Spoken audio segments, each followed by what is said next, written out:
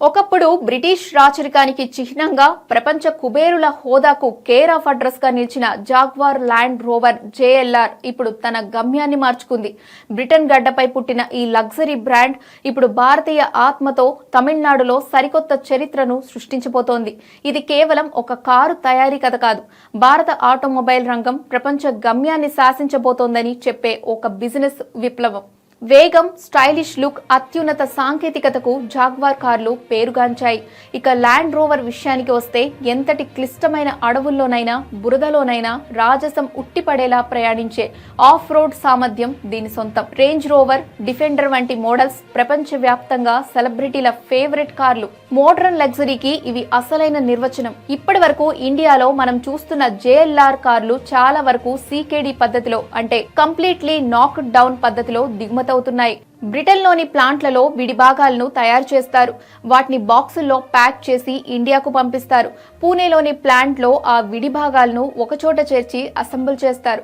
దీనివల్ల తయారీ ఖర్చు తగ్గదు, కేవలం ఇంపోర్ట్ డ్యూటీలో కొంత వెసులుబాటు ఉంటుంది. 2008లో ఫోర్డ్ కంపెనీ నుంచి జేఎల్ఆర్ ని టాటా మోటార్స్ కొనుగోలు చేసినప్పుడు ప్రపంచం ఆశ్చర్యపోయింది. ఇప్పుడు 2026లో టాటా ఆ నిర్ణయాన్ని మరో స్థాయికి తీసుకెళ్లింది. తమిళనాడులోని రాణిపేటలో 9,000 కోట్లతో నిర్మించిన ప్లాంట్ కేవలం అసెంబ్లింగ్ యూనిట్ కాదు, ఇక్కడ కారు విడి భాగాల నుండి బాడీ వరకు అంతా మన దేశంలోనే తయారవుతాయి. ఫిబ్రవరి 9న ఈ ప్లాంట్ నుండి తొలి రేంజ్ రోవర్ ఎవోక్ కార్ రోడ్డు మీదకు రాబోతుంది.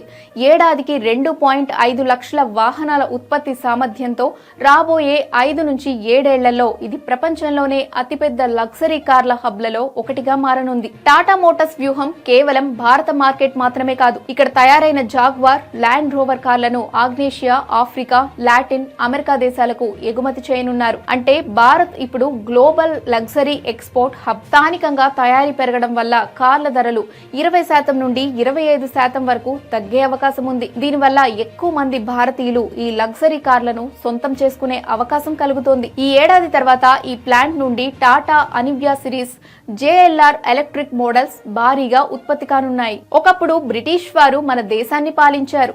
ఇప్పుడు అదే బ్రిటన్ గర్వించే బ్రాండ్ ను ఒక భారతీయ కంపెనీ సొంతం చేసుకొని మనగడ్డపైనే తయారు చేసి ప్రపంచానికి పరిచయం చేస్తున్నారు. ఇది భారతీయ వ్యాపార దార్శనికతకు దక్కిన అతిపెద్ద విజయం.